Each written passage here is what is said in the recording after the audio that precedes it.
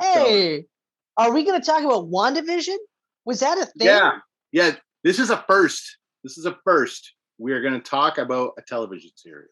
And within a relative time period of when this TV show had ended, unlike Daredevil, which is what, 2 years removed now? I think it might be going on 3. Yeah, we'd be going about 3 because Punisher and Jessica Jones happened after that. And then That's right. Yeah. You know, Daredevil's the only one that I've rewatched. The other ones I have not. I haven't rewatched any of them, but Daredevil first. Defenders I have rewatched as well. That kind of fits in with the Daredevil, though, right? That's the only reason. That's literally the only reason. It's got to be. I could see myself rewatching Jessica Jones season 1. Same, not 2. Oh man, definitely not 2. Although I can see myself rewatching 3 because I did really like how it ended. I still haven't watched 3. Yeah, I know you're a loser. Once they canceled everything, I was just like, I've kind of lost interest. It's funny I called you a loser for not watching season 3. What season have I not finished in Stranger Things? Season 3. Oh, I've only watched like 5 minutes of the first episode. What? And that was such a good episode. So right. I don't know why I keep putting it off. At this stage, I'm gonna have to just watch it, get it over with. Yeah, well, enjoy it. One day. It's like the 4th season's got to be coming out soon. Oh wait, never mind. COVID. Never mind. There is no time frame now. I think it got pushed back. It would definitely have had to have been pushed back. I think it was. It might still be this fall. It's later in the year though. I think it's Halloween this year. It's coming out. Yeah. Okay. Because if I remember correctly, that's only a 5-season run, and then that's it. Like they've planned a finite story for this, if I remember correctly. Yeah.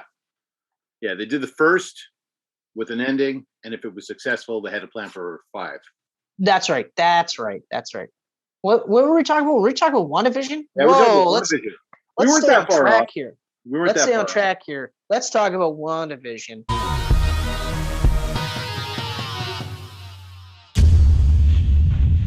Let's talk about WandaVision. And this is awesome because we do all the MCU movies, and this is basically a 7-hour MCU movie. So. Yep. Yeah. Yep. And because Black Widow got pushed, this is the official kickoff of Phase 4. And you know what? If you want to call it that. Yeah, I'm actually having watched this TV show because I wasn't sure what to expect. And especially if we're using TV shows in lieu of movies, which is funny how it worked out perfectly because of COVID. At the time, prior to COVID, it was just like, like, come on. Stupid. Yeah, it was like, are you kidding? This is so dumb. And I wish I didn't have that thought process because even if COVID didn't happen, this still would have been an amazing show. So it's like, oh, okay, fuck. So now, I was more pumped for Falcon and the Winter Soldier over WandaVision, but I was intrigued by WandaVision because the concept was really kind of cool. And I had a feeling like with the Falcon and Winter Soldier, that was going to be more of a Marvel style anyway. Yes. Yeah. But having seen WandaVision and WandaVision being as good as it is, or as it was, I guess. Yeah. Makes me even more excited for the Winter Soldier, Falcon and the Winter Soldier. But also, if this is what they did with WandaVision, now I'm really intrigued to see what they do with the Loki TV show. Me too. Like Falcon and Winter Soldier, I kind of have I think it's going to be playing pretty close to the movie Winter Soldier. I feel like it's a 7-hour buddy comedy. Yeah. And that's it. Yeah. You know, I don't know if it's going to be. It'll have some of that suspenseful espionage feel to it, but it's not going to be as pronounced in Winter Soldier. No. I don't think so at all. I think it's going to be more of a buddy comedy, and it should be. It should be. It's going to be the Tango and Cash of the Marvel Universe. Ooh, nice. I thought you were going to say Rush Hour, but that's only because I just almost finished Rush Hour last night. I for some reason, I'm like, I'm going to watch Rush Hour. It's a great movie to watch.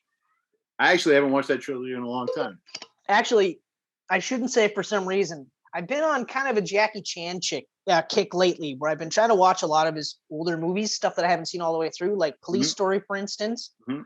So I've actually watched it all the way through twice now, but the first time around, I think I was not really paying attention because I saw more than this time around. But I watched another one, City Hunter, which is based off a Japanese manga and cartoon or anime and stuff like that. That one wasn't that great, but the fight scenes are pretty cool for the most part. That's the thing. And then I was like, you know what? A lot of his movies aren't that great, but all of them have great fight scenes and like choreography and stunts and always. Yeah, exactly. Yeah. So then I was like, you know what? Let's watch Rush Hour. Yeah. Why not? My favorites are still Rumble in the Bronx and First Strike. Love those ones. Oh yeah, Rumble in the Bronx, First Strike. Oh yeah, so good, so good. I actually, it's funny that you mentioned Rumble in the Bronx because while I was watching Rush Hour, I downloaded Rumble in the Bronx because couldn't find it on a streaming service. So I was like, okay, well, I guess I'll just accidentally own it for free. You tried, right? You were like, I wanted to be good about it. I did. I looked on Citizen. I looked on Amazon. Yeah. I looked on Netflix. I didn't look on Disney Plus, but for some reason I didn't think there would be any on there. But I will check it out now that I think about it. Hey man, that Star app on Disney Plus. Wow. Metro's on there. I know. I literally went through the list of movies and I'm like exclaiming out loud, like I'm like, yeah, Metro? Yeah. And then I was like, I added so many. Beyond Enemy Lines. That was another one where I was like, oh man, and like they actually have like a horror section on the Disney Plus app. I was like, this is fucking surreal. The Hills Have Eyes is on Disney Plus. Yeah, I'll never watch that movie. Never. No, it's really good, but then one scene just makes it go. Yeah. I didn't. I think I watched. I watched the last half hour when the dude with the glasses fucking snaps and goes into hero mode. Yeah, well, I mean, and I remember you told me that, and you were like, "Yeah, that was like right after this horrible, horrible, horrible scene that I'm not even going to describe because it was so horrible." And I was just like, I was like, "Oh, I'm really glad I missed that." And you're like, "No, you are," because it's like that's one of those things where I feel like is awesome. Yeah, like because I feel like that scene's one of those scenes where you're like, I need to see this, and your brain is literally saying, "Yeah, we're fucked now." I mean, there's three things that I absolutely despise. Like I love horror, but I can't do animals being killed and tortured. I can't do cannibalism. Hold on. So you glitched out. So okay. I don't, so like I love horror. I can't do animals being tortured or killed. No, me neither. If I see that in a movie, I'm turned off immediately. Like, turn it off. I'm done. Doesn't matter how great it was before that. No. Cannibalism. I hate cannibalism in movies. Don't like it. Well, that one I don't mind because, like, you can take yourself out of it. You can kind of just go, yeah, but it's not really real. Yeah. I can't do it. And rape. To me. Yeah, I know. I can't. Like, ever need to be shown in anything. You can have a guy walk into a room with a girl tied up and close the door, and you know everything that's going to happen without having this be shown it. I mean, I agree. That's one of those ones where you can infer, you can tell me. I don't need to be shown it. I really don't need to be shown it. And even if it's not even like that graphic, because that's another one too. I find certain movies tend to be a little bit more graphic in that regard, and it's just like I'm not watching even in a horror movie. I'm not watching a horror movie to be like completely like unsettled. Yeah, which is ironic to say that. Like I'm looking to be like scared. I'm looking to be like on the edge of my seat, that kind of thing. You know, I'm looking to be a little bit horrified and terrified, but I'm not looking to be like physically disgusted. And that's probably another reason why I'm not a big fan of gore movies either. Yeah. Unless it's like so bad it's fun, like it's good type of thing. Well, I mean, some gore is like, you know, like the Evil Dead remake is one of the bloodiest. I was just gonna say of all time, and I think it's so fun. I love that movie. which I haven't seen, but I was going to say, like, I was going to reference The Evil Dead as a particularly gory movie, but I have no issues with it. Yeah, Evil Dead's gory. Evil Dead remake. Yeah.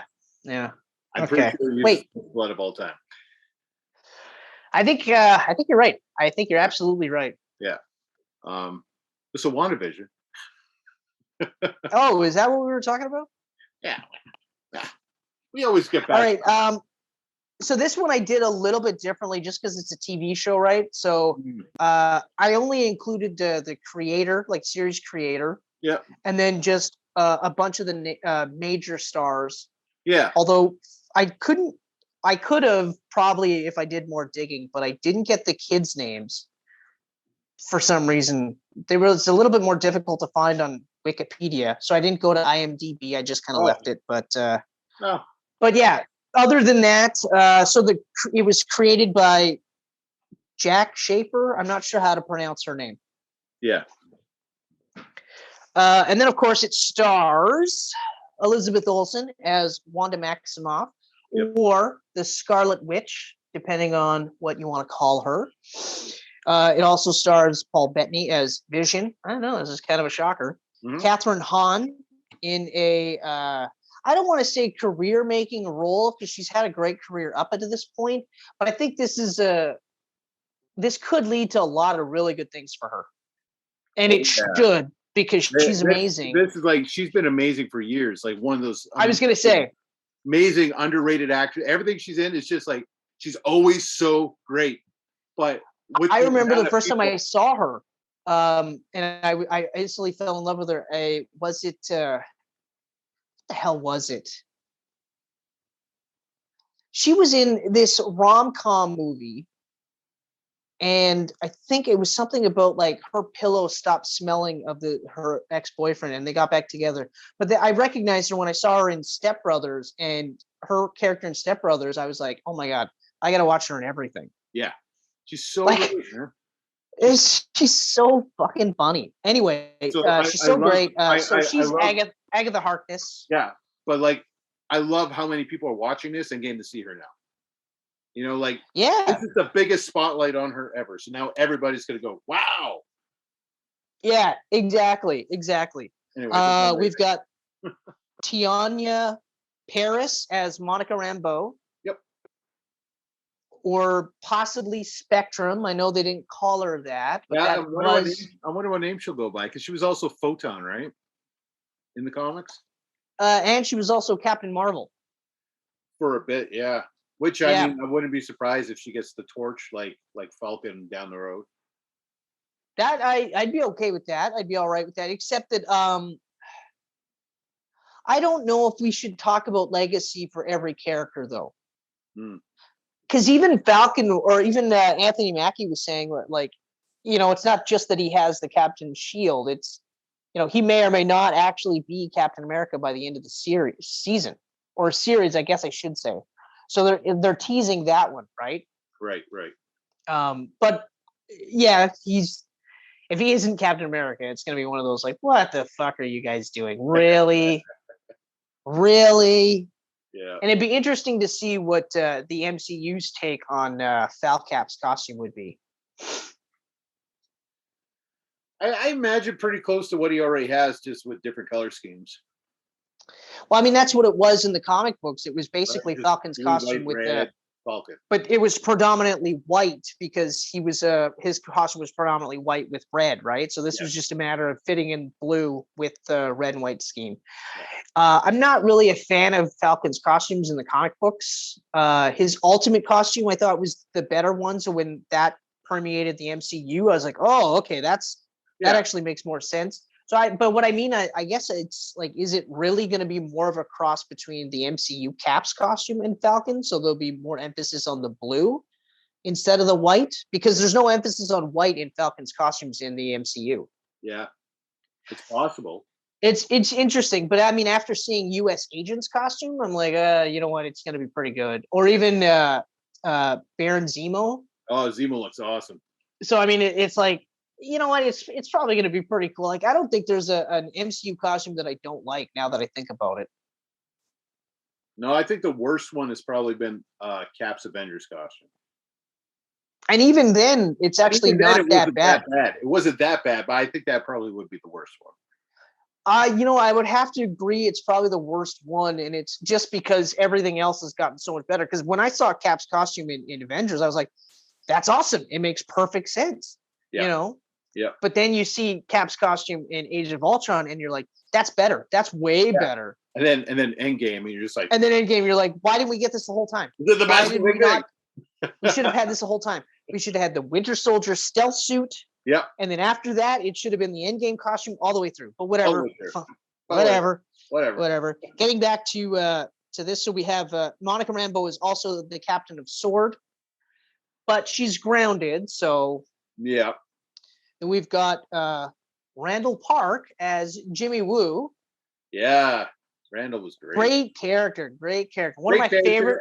And another, he's like Catherine Hahn. I love him in everything he ever does. Yeah, so do I. But one of my favorite lines is, and it's a meme now, where it's just like, he's like, "That is an oversimplification of the events, but yes." And when he popped that out, I'm like, that's golden. Why haven't we heard a line like that before? Because it's literally, and the way he looks too, he's just like, yeah, okay, but. So that was great. We get the return of Kat Dennings as Darcy Lewis. Yeah. Which I was so happy. Pumped to see that. I was like, oh my God. So happy when they showed her. I was like, yes. We get Josh Stanberg as Tyler Hayward. Mm-hmm. And this one was the shocker for me, and I'm glad they kept this a secret. Evan Peters as Ralph Boner, or Pietro, which I loved that she came up with that line. Pietro. Yeah. It's Pietro. Fake Pietro put together Pietro. I was like, that's genius. That is genius. So do you want to start off with your likes or what? I mean, you know what? I'm going to give you the first one because I kind of went off on Catherine Hahn there. Okay. All right. So the first one was literally my first one. So. Okay, that's fair. That's fair. So my first like is the concept as a whole. So like knowing that this was kind of set in the 1950s, like a TV show style, I was immediately intrigued, and I was like, oh, okay.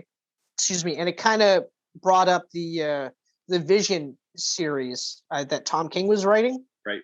Yeah. So I was like, okay, all right. Because like you got to see Paul Bettany's Vision in a V-neck sweater and, smoking a pipe type of thing. So you're like, okay, all right, this is kind of intriguing. So then when you watch the first episode and you're like, what is going on? Right. And you realize like the Hex has taken over Westview. Wanda has taken over Westview with the Hex, and inside, everyone is enacting this 1950s sitcom of her design. Mm-hmm. And I was like, whoa, this is really cool. And so that concept as a whole was really great. Really but then cool. when you watch I liked the way they did it too. Like it was slowly paced out, like you start to get a little bit more and more like the colored camera that she finds in the bush, or someone talking to her on the radio, like little things going, like little things. Like yeah. Actually, it's funny that you mentioned that because that ties into my second like. Okay. But continuing with my first like is like the revelation that her TV watching was a form of escapism for her. So in order for her not to deal with the fucking shit show that her life was as a kid, she'd watch TV shows. Mm-hmm. And then that in effect was how she dealt with the massive trauma of, having to kill Vision, right? Yep. Then having to watch as Vision was brought back to life, only to be killed in front of her. So what she did was useless, or pointless, I should say. And then in effect, part of the reason the snapping happened is because of her, or at least that's what she says. Like she feels like it's her. So those are like three big, heavy, fucking massive traumas to deal with, on top of the fact that she lost her brother, she lost her parents, and all of that too. So leading up to this, it was just like, whoa, like it was crazy, crazy, crazy. And I loved it. I thought like the concept when you watch it as a whole, you're like, this is incredible. Like it was crazy how good it was. Yeah. And that concept is bonkers enough that it could have flopped hard. That concept, I'm pretty sure the concept came from the title. I think they came up with the title WandaVision and then worked a concept around it. It was like, but even still, it's a crazy concept. It's a make or break concept because it's so magic based, right? And up to this point, like I kind of tie into my first one here right now.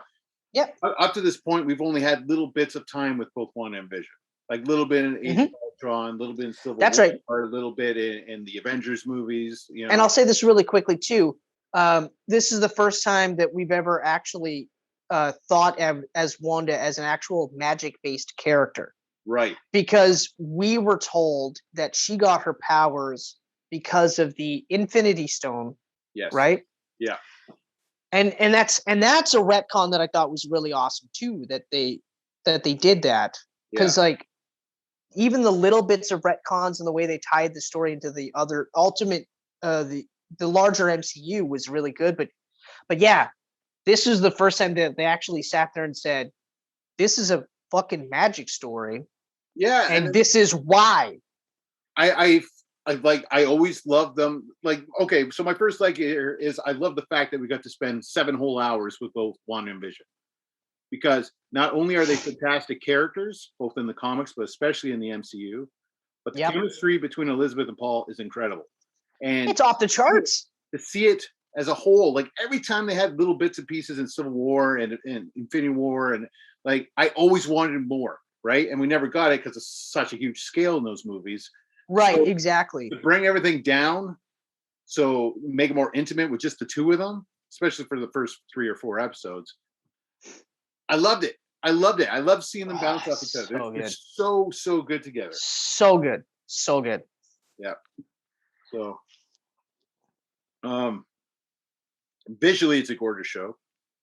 Yes. Like honestly, as a whole, like from the black and white 50s start right up to the crazy freaking spectacle thing at the end there. Like, I was actually surprised with how much money was pumped into the show. I didn't expect it to look this good. They must have threw a movie-sized budget at it. I mean, they would have to. It's still got big stars. It's still, the special effects hold up with the movies. Oh yeah, but that's what I mean. Like that's part of it too. Is because even though this is a DC or a Disney-backed TV show through their streaming service, I thought that this was going to be in line with the previous TV shows. So. Right. You know, like Daredevil or like Arrow or, you know what I mean? Or even The Flash. We'll use Flash and Supergirl as like higher budget shows with more special effects. So while those are really well done, they're confined to the TV show's budgets, right? So I was looking at it like that. Like that's what I was expecting. I didn't expect a movie style budget, and I didn't look to find out budgets or anything like that. But I wouldn't be surprised if we're looking at about, I would say maybe 50 mil, if not higher, for this. Yeah, I'd say probably. But I wouldn't say much higher though. I would say 75 mil tops. Yeah, maybe. Because really there's no like huge visual effects needed until like episode 5 or so. No, and I mean some of it, like the hex, that didn't have to look anything better than it looked, right? Like they just had to make it look different and have like hex style power, like the coloring had to look like Scarlet Witch's hex abilities, right? But that's it. That's really all they had to do. Everything else, you know, there's ways to shoot around and stuff like that. You know what I really love? Fight scene, like the epic fight scene at the end, or fight scenes, I should say. Well, both of them, right? Like that was all of them, even with the kids when they're taking out the other agents, and then of course the visions, and then the witches. Like all of it looked really well done. So yeah, kudos. But if it's higher than 75 mil, I'll be surprised. Yeah, I absolutely loved how everything, all the objects when she was walking around are flipping between decades. You know? Well, once it starts getting a car will go 50, 60, 70, like just like a blip, You know, like that looked really cool. Like visually, I think this is probably, and this is saying a lot, probably one of the best looking things Marvel Studios has done yet, visually. Yeah, I will agree with that assessment. I was gonna argue like a bit, but yeah, it is up there with one of the best looking ones out there. It's so different from everything that's come before, right? Yes. Like so different. And it's not just the visual effects too, like the makeup and costumes are insanely good in this. So good. Yes. Very good. Very, very good. So yes. So I will agree with that assessment. All right. All right. So me, you touched upon it, but the slow reveal of what was happening, even in episode 1, you knew something was off because you heard the voice on the radio, but it was quick and you were just like, oh, wait, oh, okay. Mm-hmm. And then in episode 2, like you said, the red camera, and, you know, we're still dealing with black and white. So then you see that one bit of color, you're like, oh. So it kept me coming back for more. And I know that there was a complaint about, there's been some complaints about how it was released episodically and they wanted it to be all in one shot. I'm actually kind of glad they did that because it reminded me of a time when you actually were like, oh, I got to watch on Friday or I got to watch on Thursday. I got to black out my schedule because this show is crazy and I don't want to miss it, right? You know what? I like it, but I also hate it because in this day and age, you can't do shit without being spoiled. Like I would be on sites not even remotely related to comics or movies, and people be throwing shit out. Yeah, see, that's what I was saying to you, where like Reddit is usually pretty good for not spoiling stuff, and also What Culture, they flat out will, like, they'll have the tagline like, oh, super secret guest star in the latest episode of WandaVision, and they show the silhouette of the character, but that's it. So the only way that you have to click on the link, and then even before that, they're like, hey, this is a big fat giant warning. Spoilers below. Do not scroll any further if you don't want this spoiled. Yeah. Right? Whereas certain sites now, and I'll straight up say comic book resources, they're a bunch of fucktards. They're terrible. Within hours. Not only are they terrible, but they're also really, really weirdly, annoyingly clickbaity as well. Oh yeah, they're so bad now. They used to be like site, and today it was check out the new Spider-Man costume in Spider-Man 3. Yeah. It's the exact same from Far From Home. I think it's just streamlined a little bit differently. Yeah. That's it.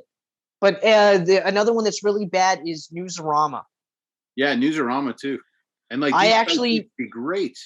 I used to love Newsarama, and now I can't stand it. And I'm actually like at a point where I'm like, why is this still on my bookmarks? Yeah. I know.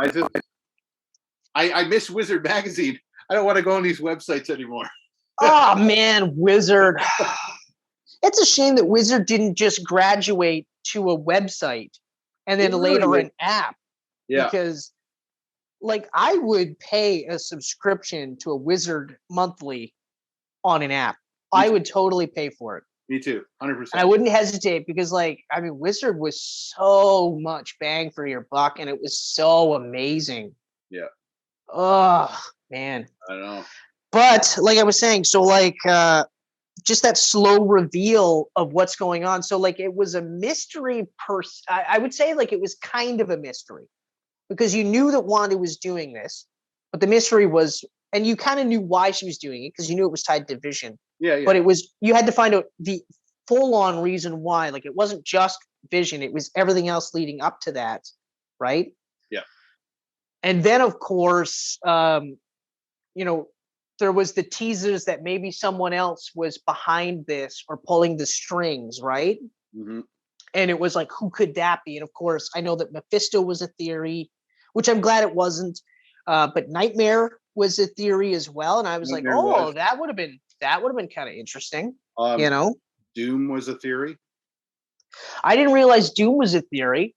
Doom. Wow. And she's got connections to Doom in the comics, so that. What's the connections with Doom in the comics? During what storyline was it? He brainwashed her. I think it was during Avengers Children's Day. He brainwashed her and got her to marry him or something. Yeah, that's right. I remember that. That's right. But I don't know if I would have liked Doom actually. Yeah, I want Doom to be tied to Fantastic Four. Like I want Doom to be tied to Fantastic Four, and I want Doom to be introduced in a fucking Fantastic Four movie. Yeah. I don't even want to see Victor Von Doom or Van Damme if they want to do that shit again. I don't even want to see him in anything other than a like Fantastic Four movie. Reference him, maybe I'll let that slide depending on the reference, but that's it. It's got to be in a Fantastic Four movie. Didn't they reference Latveria already? They might have. They might have referenced Latveria. Okay. Well, that's whatever. That's yeah. Or was it that they were going to reference Latveria? Like Latveria was supposed to be the original place. Oh, Slovakia. Yeah. So instead of Sokovia, it was supposed to be Latveria, but they couldn't because of the rights issues. Right. And now they could. Yeah, now they can. But either way, whatever. Doom needs a fucking big reveal. Yeah, huge. Hell, save Doom for the second Fantastic Four movie. Yeah. Or, I don't know what they're going to do, but eventually we're going to get to Galactus. I know we are.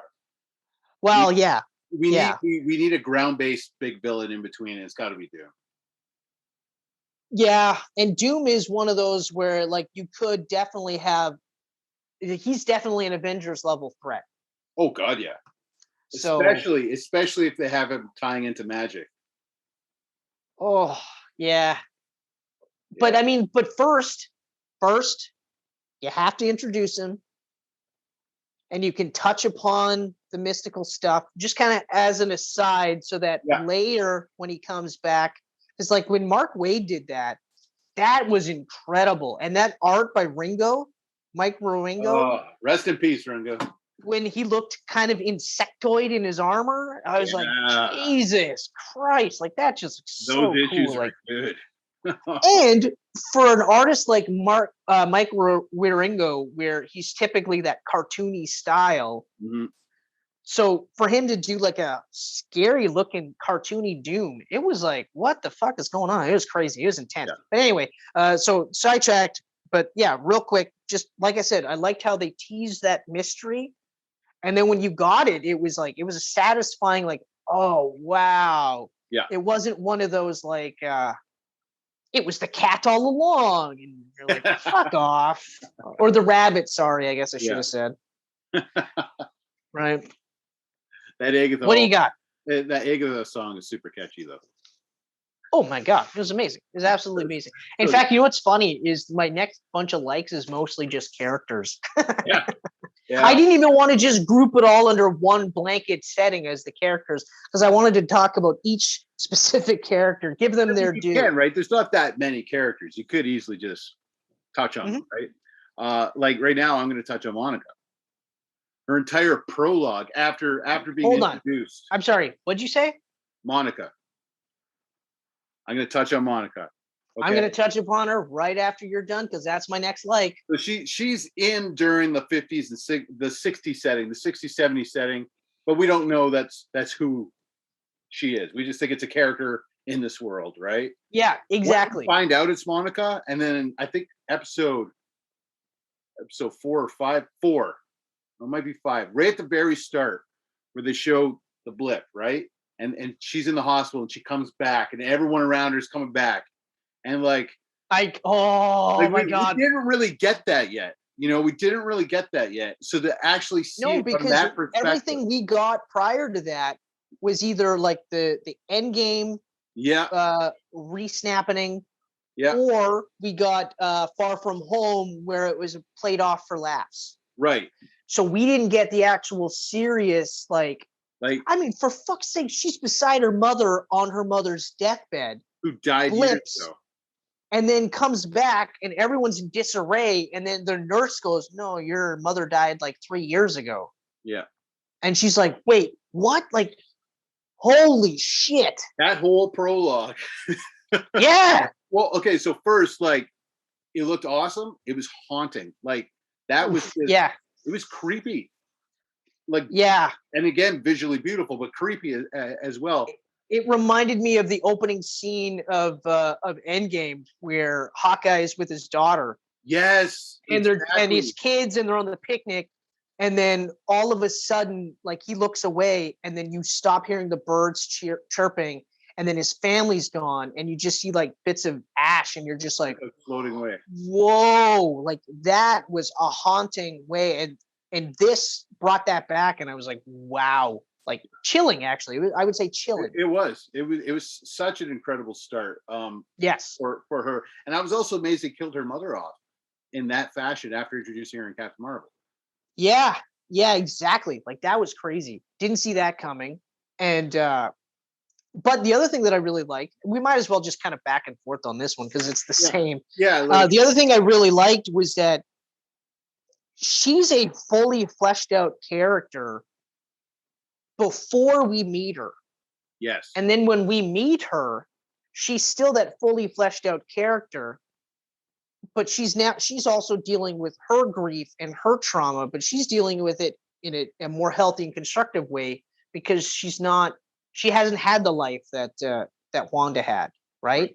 Right. So when these two are playing off each other, especially after Monica gets booted and then comes back in, what I found refreshing was that Monica's not looking at this like, we have to stop her, we have to put her down, we have to like fight, she's or control her, whatever. She's just like, I just want to help you. Like, I just want to be your friend. I'm going through pain too. I know what it's like to lose somebody, and I didn't even get to say goodbye.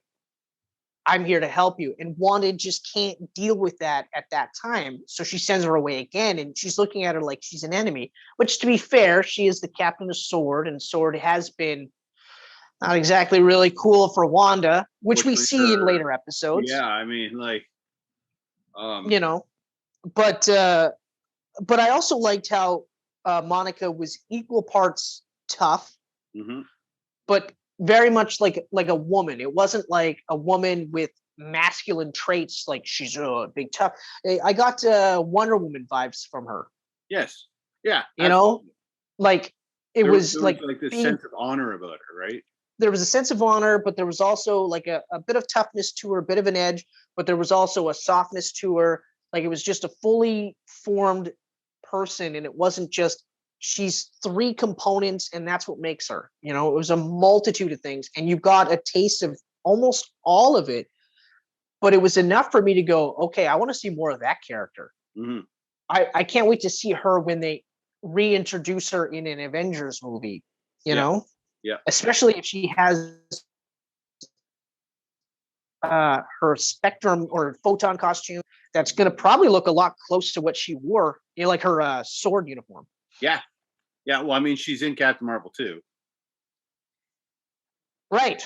Yes, that is correct. And same with the kid playing Miss Marvel in the television series. She's also in Captain Marvel too.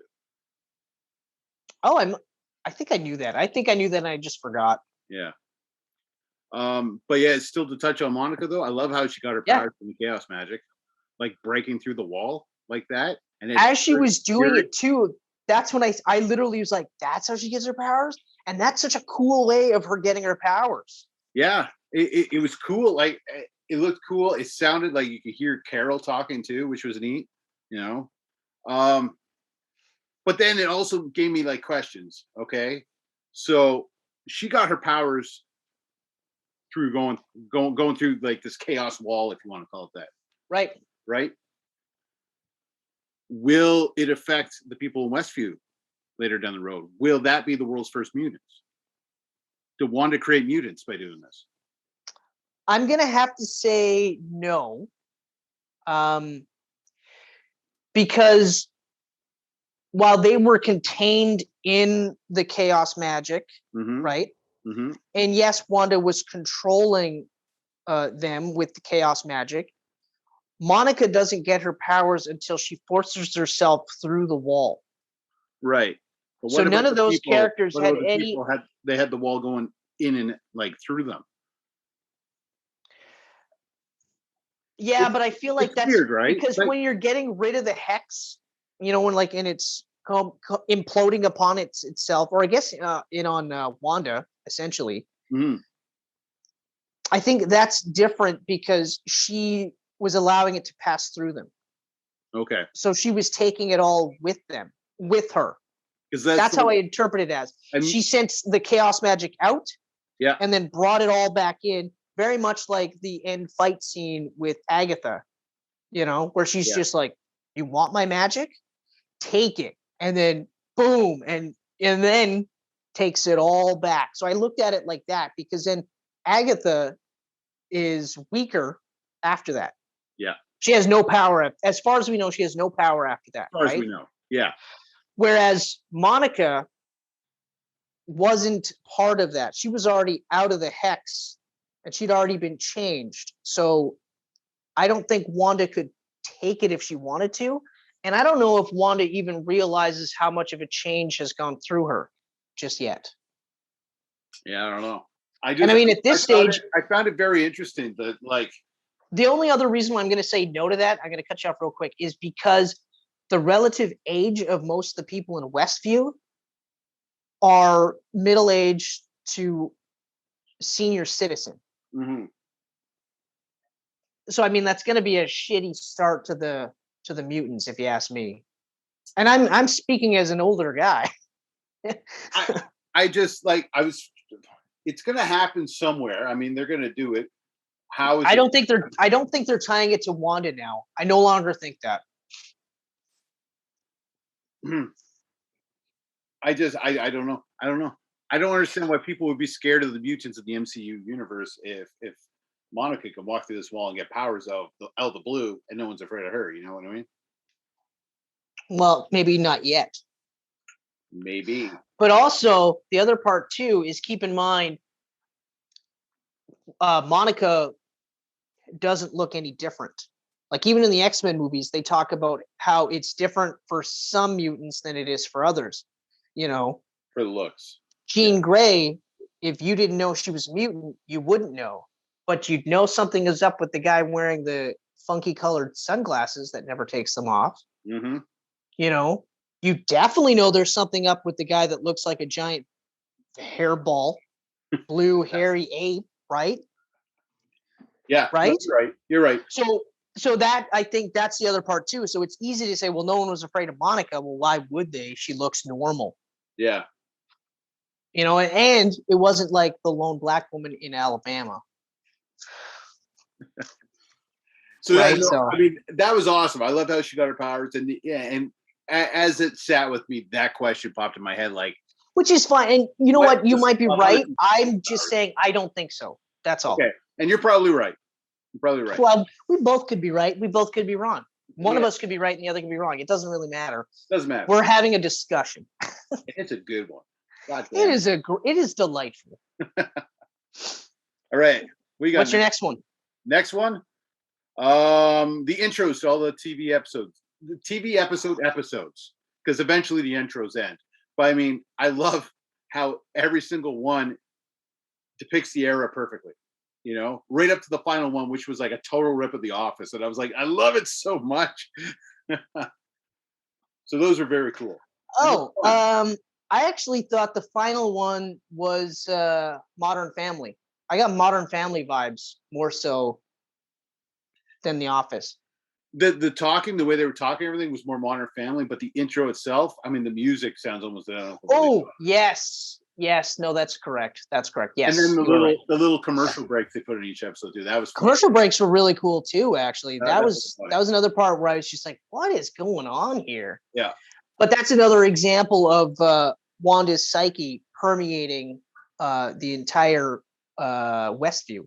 Yeah. Exactly. So I love. I also to piggyback off that too. I love the way that they dealt with the different TV shows and how, like, even like the Modern Family episodes, I was like, oh man, that's so. Or like even not so much the Modern Family, but like the Family Ties episode or like the Full House type episode. You're like, oh my god, this is so funny.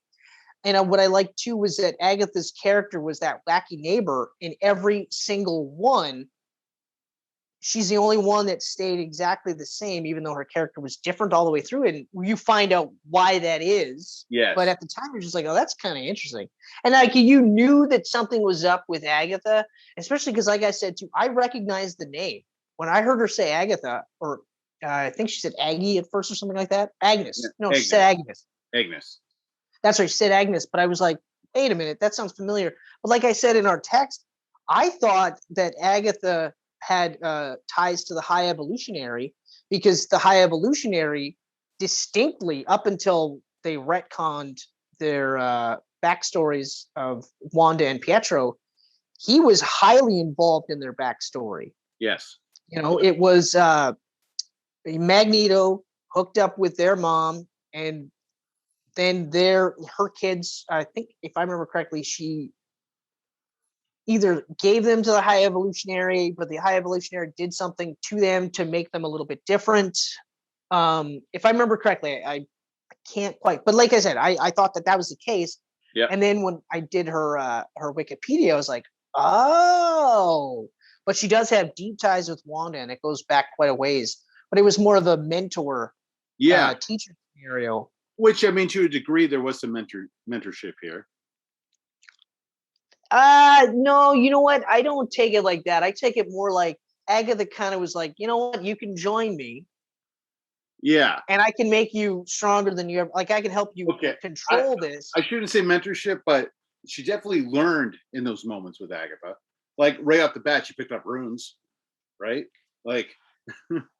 Well, but again, it ties into the effortless nature that Wanda was able to use this, right? Yeah.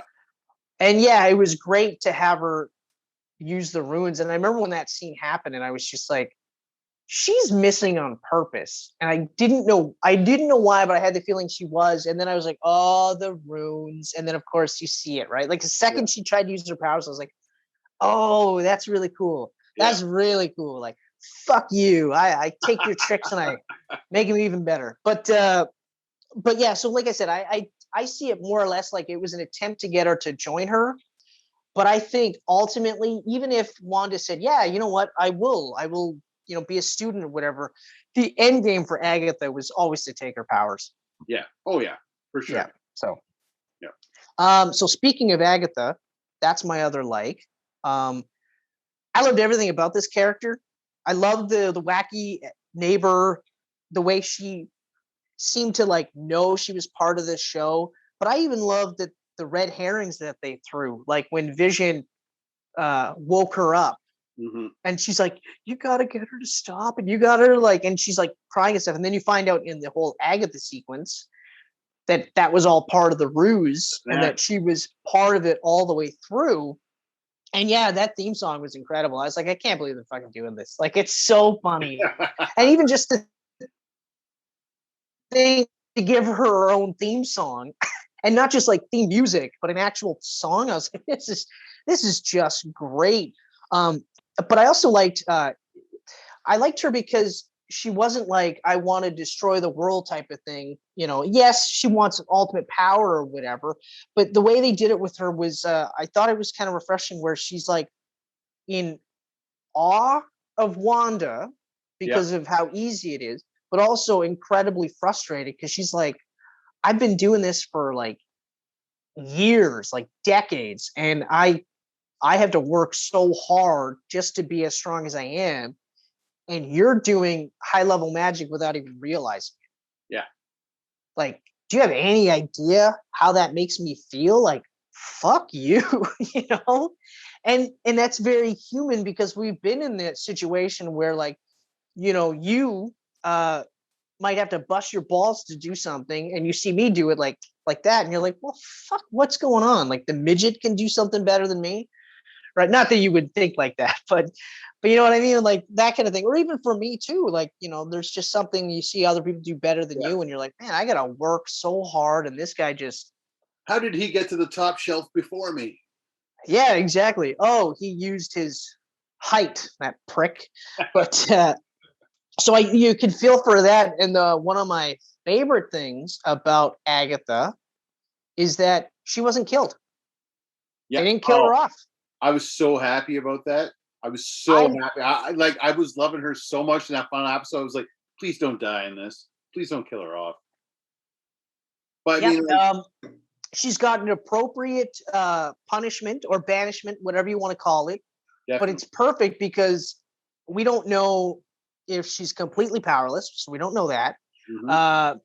We do know that she's willing to do whatever it takes to get more power. So this could lead into Mephisto, or it could lead into Nightmare, or it could lead into another magic-based character we just haven't even heard of, like that hasn't even been introduced yet.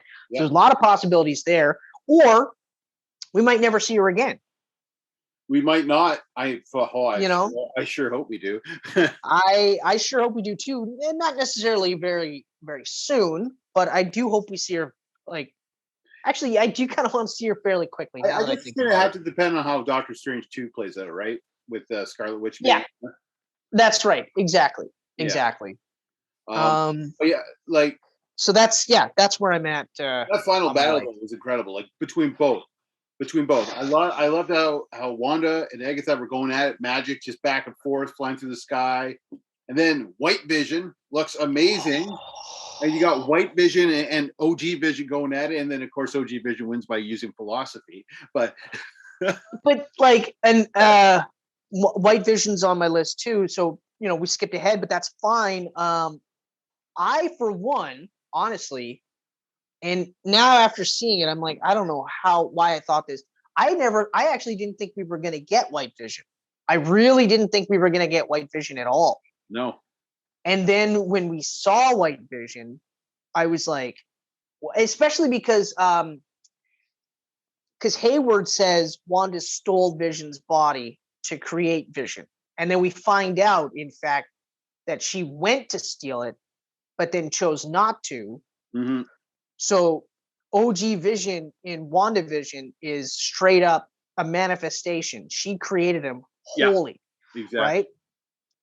And then they created White Vision as a hopefully to stop anything from snapping again or being like, now a weapon for the government to use, like sword particularly to fight, villains like Thanos and whatever else is out there, right? So that was actually, a fairly, it makes sense, mm-hmm. Especially for Hayward's character. You're like, okay, I can see that. That's I'll touch upon Hayward's character in a bit, but yeah, so that's really cool. But man, that fight scene, and that's where we talk about the budget. Like, wow, did that ever look good? And they seamlessly went from live action, where Paul Bettany is acting in front of Paul Bettany, and you're right, like the philosophy scene, the boat of Theseus, I was like, and I loved it because yes, Vision is fighting White Vision, and yes, Vision is like they're both trying to fuck each other up, but ultimately Vision just kind of backs off and pulls a Superman move and goes, look, I'm not going to fight you. Yeah. Here's everything. Here's all my memories up until my death. Now, the only problem is that you're not like me. You don't have that humanity that I have, but maybe you might. And I was like, wow, that is so cool. And did I say that White Vision looked amazing? White Vision looked amazing. Because he looked fucking amazing. So good. I couldn't believe we got White Vision. I couldn't believe it. Because I'm glad he's not barefoot though. Us growing up when we did, White Vision is what we grew up with. That's exactly it. I didn't know until Green Vision until later. Until I saw like old comic books and stuff like that. So like, because at the same time, without the internet, you had, Wizard, but you also had comic cards, right? Yeah. And that was the only time that you realized. So even though we're like looking at these in the 90s, that Vision's been around since the 60s, mm-hmm. So you're like, whoa, shit. And then, I remember the first time I saw him and I was like, whoa, he looks so different. And I was actually like, I preferred White Vision. Me too. Over this. Yeah. And then, like I said, like it was, but because of the MCU being what it is and so huge, I actually thought we'd never see White Vision again. So I just kind of blocked it out, especially because even in the comic books, he went back to that red and green look, Yeah. But now when, and I gotta tell you, I even though like they showed us that she left the body there, I didn't clue in. I did not see Bad Vision showing up, but when he did, I was like, "Whoa!" I had the same reaction when I saw Evan Peters show up. It was just, holy shit! Yeah. Like, wow, that's so crazy. Oh man. Oh man. What was powering White Vision though? He had like something blue in his head glowing. Did they? I don't know. I don't know. I don't think it's a power gem. It can't be a power gem, right? Because the gems are gone. That's right. That's right. I think it's just an alternative power source. Okay. I think it's just like some sort of tied into the Android system. Like it's whatever Vision's body would have been powered by without the stone. Because the stone is what made him more human. Right? So yeah. So I mean that'll be interesting. He flew off.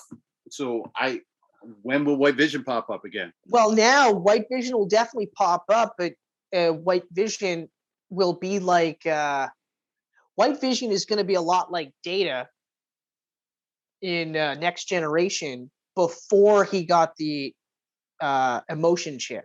Right, right. So he's going to understand the experiences that Vision went through, and he's going to understand the life that Vision had with or he's going to be aware of them. But it'll be like opening up a file in his hard drive where he goes, "Oh yes, May 1st, you said you loved me, and I said I loved you." But he's not going to be like, "And I meant it, and I miss the kids, or I miss this," right? His story will be, can he be human again, or at least get close to what he was before, and will him and Wanda get back together in that sense? That'll be that ultimate story. We'll definitely see that for sure. Oh yeah. Yeah, I honestly wouldn't be surprised if we get a Vision TV series with White Vision. That's definitely doable. Because I do kind of feel like this could do another season. They could do another season with this. They could. I mean, it wouldn't be called WandaVision, but maybe it'll be. Well, why wouldn't it be? Like, why not have it with both people, and it kind of ends with them coming together? Yeah, I mean, it could. Again, we'll have to see how Doctor Strange plays out, but right, because I also don't think that this could have translated into a movie and did as well, because while yes, these are popular characters, I don't know that they're popular. I don't think that they're popular enough to hold their own movie. Now maybe, but even then it's hard to say, right? No, I think they could have held their own movie for sure. I don't. I mean, we're going to have Eternals and Shang-Chi and stuff coming up. I mean, okay, but that doesn't necessarily translate to, like, I mean, I don't think any of those movies are going to be huge blockbuster successes. I think Shang-Chi has the biggest potential to be a blockbuster and a franchise.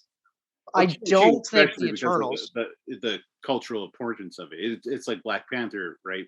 But for it's partly the cultural stuff, but it's also the character. Like, we're talking about a martial arts spy. Yeah, like a kung fu spy is essentially what Shang-Chi is, right? Mm-hmm. So that's got way more mainstream appeal than a bunch of weird dudes that aren't the X-Men, but probably should have just been the X-Men instead. Because like the Eternals is like Guardians of the Galaxy before the movie, where comic fans are familiar with them, but unless they're really into the characters, they don't really know much about them. Because I don't really know much about them, and I'm familiar with the characters. I'm familiar with the concept, I should say.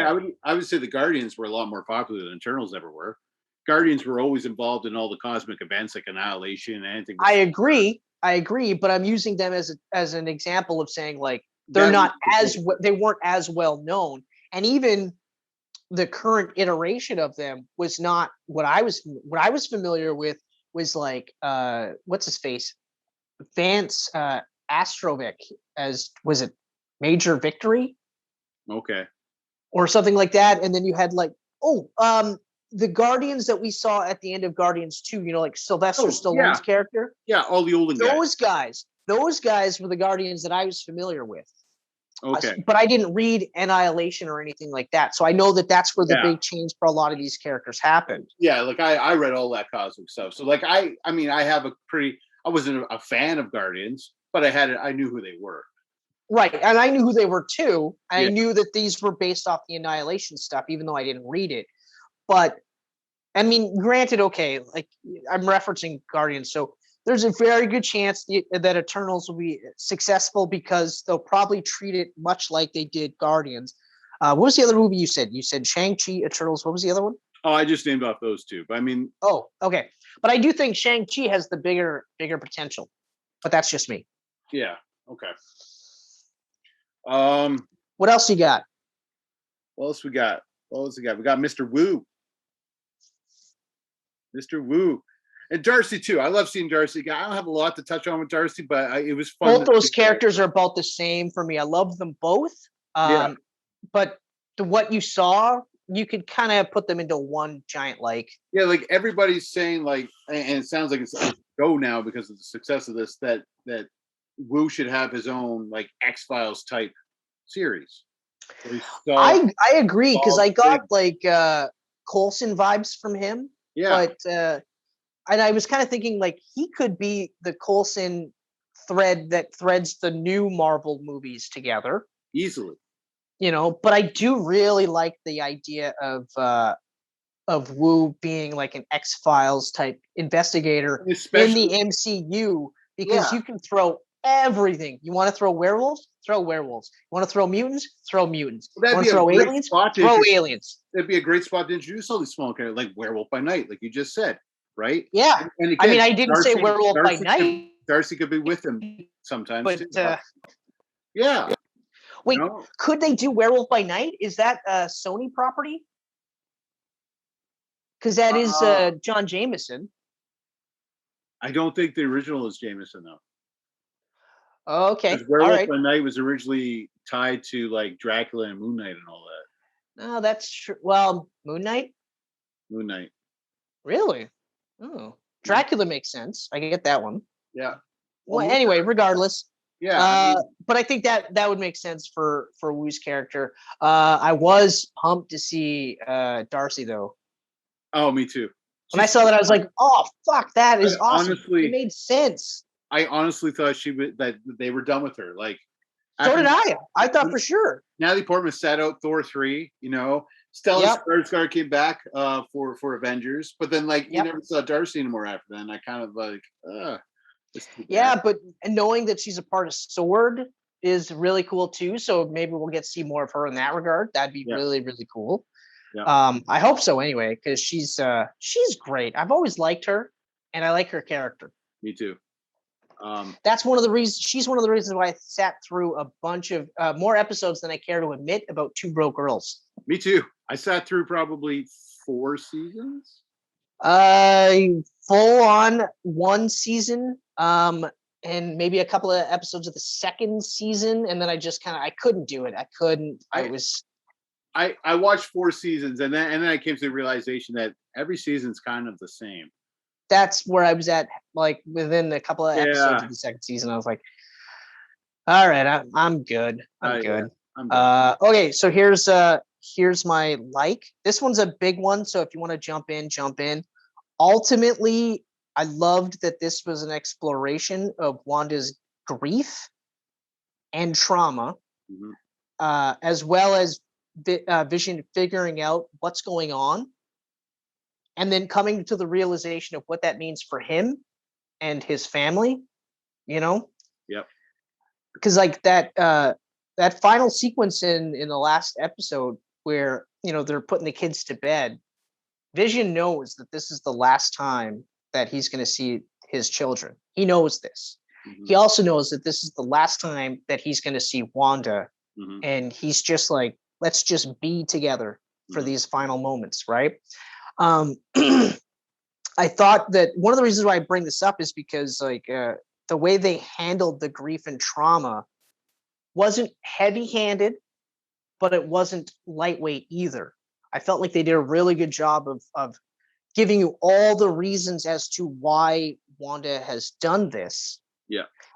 And even though it really does kind of paint Wanda as the bad guy of the story, and I'm glad that they still had, like, when the people were free and they were like, they didn't really know how to handle it, but they weren't like immediately forgiving of Wanda, you know, like they had some people like literally saying like, if you're not gonna let us go, then why can't you just kill us? Like, just like, she got it to the point where these people wanted to die. They didn't even want to be like, they didn't think they were ever going to be free. So they were like, just kill us. Just fucking, we're sick of this. Right. Yeah.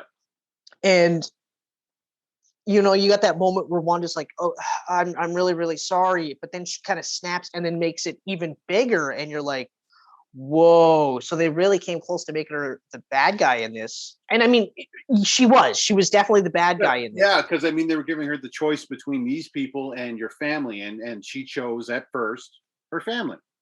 Yes, because everyone's always been taken away from her. She finally had her moment of happiness, and she was being selfish. Yeah, so it's one of those. Yeah, so they do it like in that. So like the best villains are the ones where you can kind of see their point. You know, Dr. Octopus, you could see his point. His ultimate goal was to help people, but because of the accident, he was now a little bit twisted. He still wanted to help people, but he was going to do it by any means possible. Yes. So it didn't really matter what he did as long as the end result was he got to get the tritium to make the endless energy. You know what I mean? Yeah. So in this one, you get it. She wants to have that perfect family that she never had and doesn't think she'll ever have. Right. So yeah, so she makes that choice and she's definitely the bad guy. But the other thing I like too is that even though, you know, she ultimately did the right thing, it wasn't like, snap, everything's back to normal. Everything's fine. All is forgiven. She has to like fucking hide now. She has to like stay out of the public eye until there's a big enough thing where they can see her helping, or even just helping in small regards, so that eventually more and more people go, yes, I know that was horrible and that was terrible. She was going through some things. It's different now. Yeah. But it does kind of keep it as sort of like, well, if it happened once, it could happen again, right? Exactly. So there's still a bit of that edge to her. Not, I don't want to say edge, but there's still a bit of that realness to the character. So, and you know, so yeah, so like, I mean, having that kind of there is still going to be really interesting for story purposes. Oh, for sure, and I like that Monica just kind of let her go. Yep, she totally understood. That's right. Yeah, and that was really, really cool. Really, really cool. But this kind of touch on that scene that you're talking about, where they were saying goodbye and everything. I'm gonna quote some stuff in the movie or the TV show here. The dialogue in the show is okay. It's absolute perfection. The dialogue, and it's like Shakespearean at times. Like, yes, mind-boggling. Yes. I'm watching this and I'm listening to these words come from these superheroes' mouths, and I can't get over how incredible these words are. Right? Yeah, I'd be interested to see what Martin Scorsese has to say about WandaVision. I mean, the entire end sequence, like right from the start, she says goodnight to her boys, and she says, "Boys, thank you for letting me be your mom." Yes, I was just like, oh my god, and like I'm no lie, I was Kevin Smith crying through that whole fucking end. Oh, I wasn't quite. Oh, I was getting a little bit of that. I was getting a little bit of that. Getting a little bit of that. It is a very bittersweet stuff where you're just like, oh, the thank you for choosing me to be your mom line. I was like, ooh, that's a rough one. I was surprised, you know, because like there's video evidence of how much of a crier I am. Mm-hmm. I came close, but I was I was not a blubbery mess. So that was a little different this time around. This right here, though. Okay, this right here. I'm going to bounce between the two characters for one moment. Okay. Okay. Are you going to do the different voices? Yeah. No, I'm not going to do the voices. Oh. Yeah. I'm sorry. Wanda, I know we can't stay like this, but before I go, I feel I must know, what am I? And I'm just like, oh, this is good. Yes. And she goes, You, Vision, are the piece of the Mind Stone that lives in me. You're a body of wires and blood and bone that I created. You are my sadness and my hope, but mostly you're my love. And I was just like, oh, this is getting deep. This is so good. That was such a great line. Like, I was like, holy shit, this is so good. But then he immediately follows with, I've been a voice with no body, a body but not human. I'm now a memory made real. Who knows what I might be next? We have said goodbye before, so it stands to reason. And then she immediately goes, we'll say hello again. And I was just like, boom, boom, tears, man. I'm not joking. I was like, holy shit. I got chills right now just thinking about this scene. Like, I literally rewound it afterwards to watch it again. So good. Dialogue is insane. It's so good. Oh, so good. I have to agree. The dialogue was incredible. Yeah. Oh man.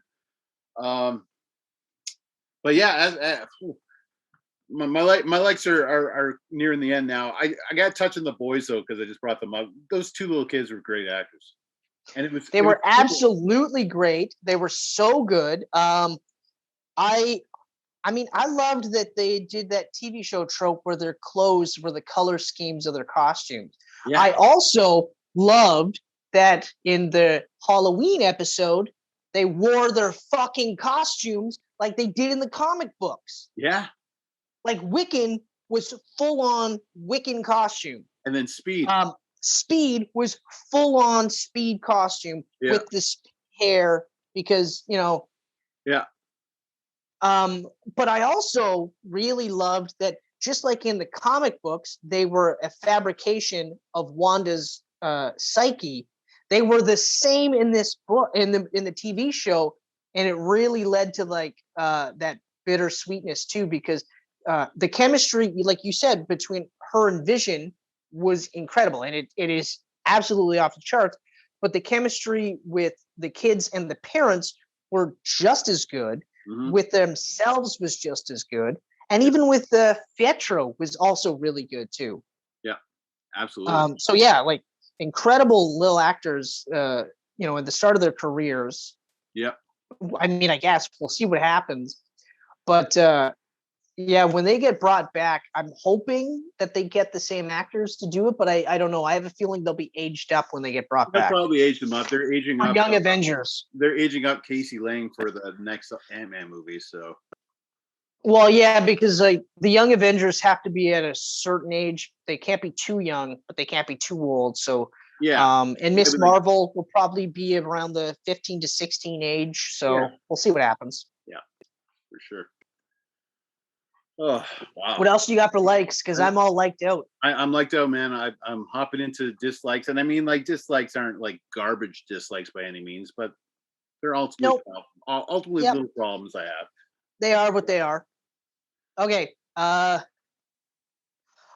of my dislikes is Hayward actually, because, and this is only right up until the last episode, because up until this point. They played Hayward as ultimately a guy trying to do the right thing, but he's not concerned with how he gets those results.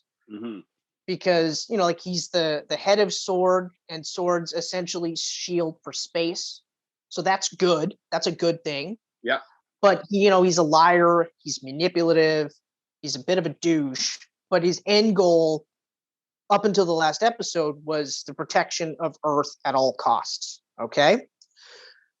And that was the main reason why he lied about Vision and saying that, you know, Wanda took Vision was so that he could have Vision retooled as a weapon, as a sword for Earth. Okay. And like I said earlier, it was so that they had something to actually under their control to help fight off the forces that they can't comprehend, because there's no Captain America, there's no Iron Man, we don't know where Thor is. You know what I mean?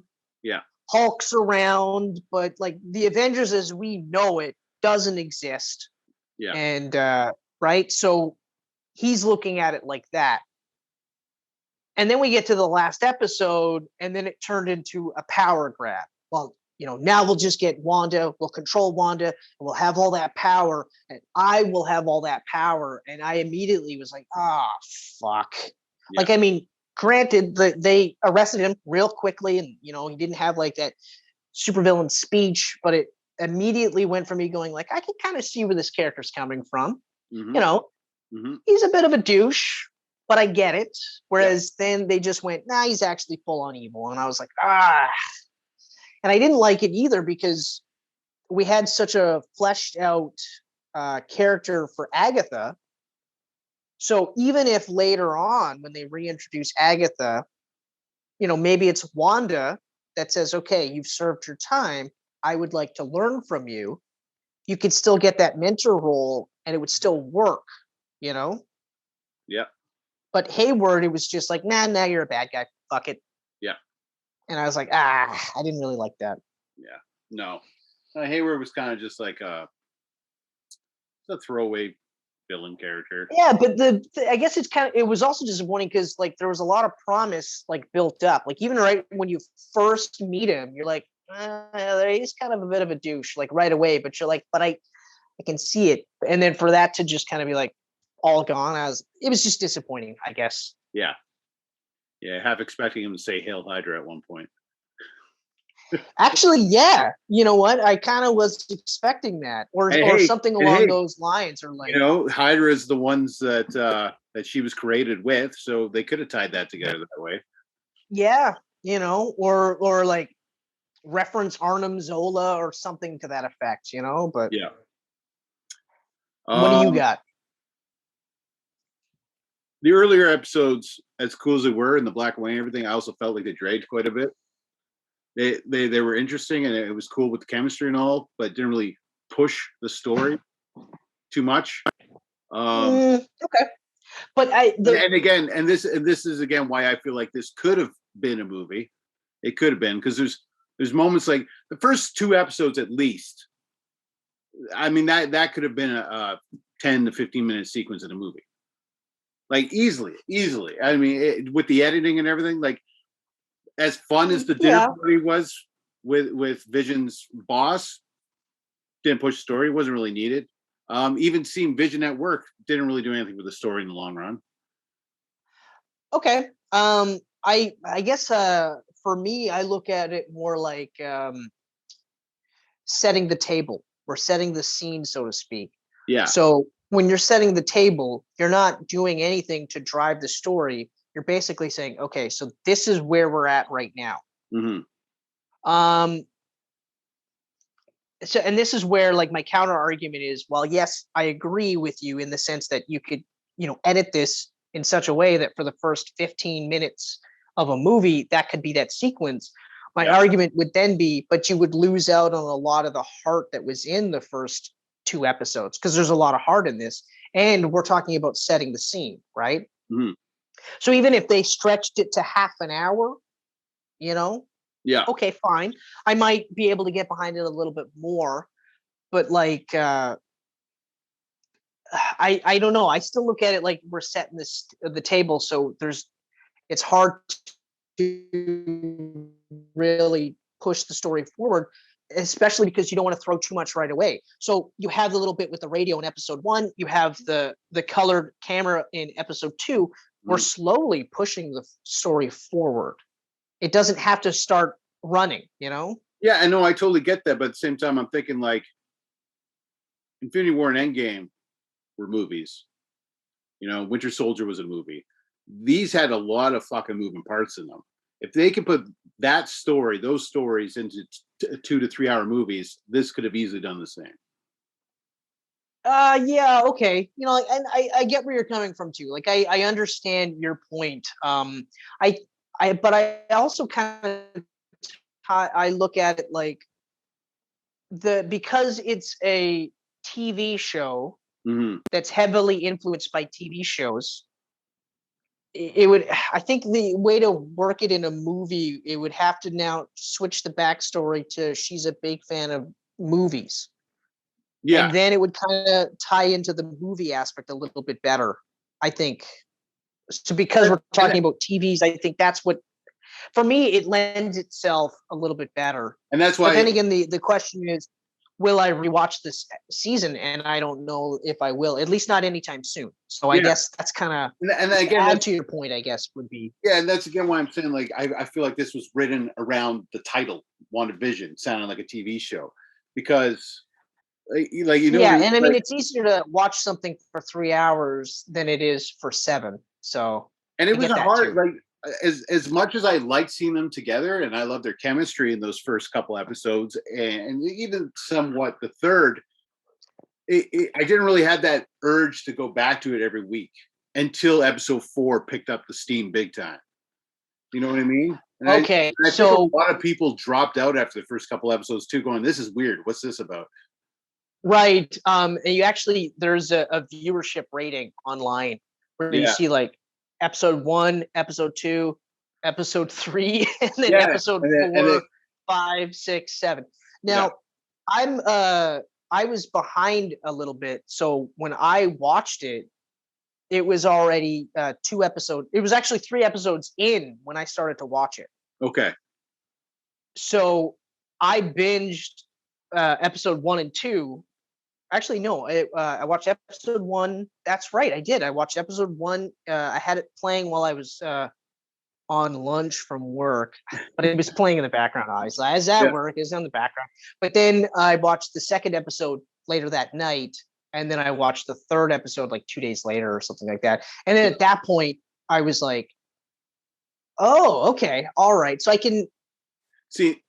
I don't know if I would have kind of gave it as good a due, and now that I think about it, see, that's like, different, right? Like what Amazon did with The Boys. It is different. Smart. It is different. Amazon gave you the first 3 episodes of The Boys, and then went weekly after that. And that's exactly what they should have done with this, because I feel like going weekly off of that first episode, you know. Yeah, you know what? I'll give you that. I'll full on agree with that, because you're right. Like when I watched season 2 of The Boys, I literally first 2 episodes that night, and then I think the next night was the third, and then it was like, I gotta wait how long for the 4th episode? Like a whole fucking week? Are you kidding?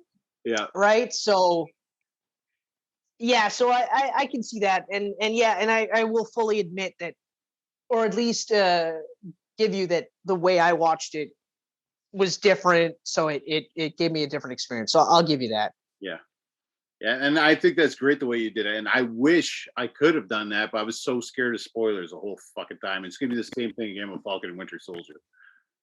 Yeah, well, that's the thing. Like I have just certain spots that I go to that I know won't spoil. Yeah, and then that's it.